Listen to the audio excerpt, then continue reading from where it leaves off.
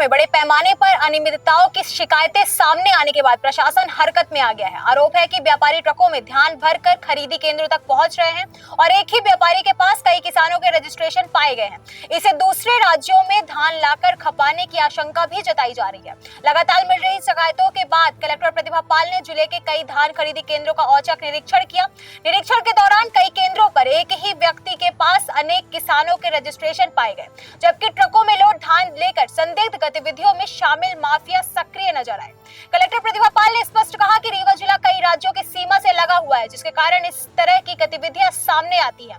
यदि कहीं भी अनियमितता पाई गई तो संबंध समिति प्रबंधक और दोषियों पर सख्त कार्रवाई की जाएगी।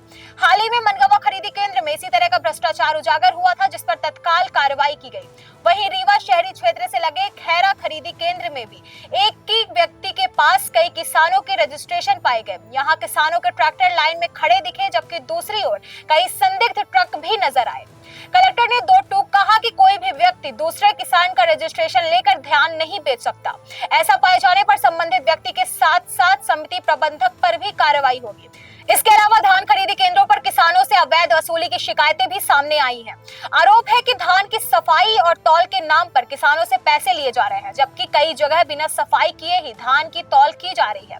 इससे न सिर्फ राजस्व को नुकसान हो रहा है, बल्कि किसानों के साथ भी अन्याय हो रहा है।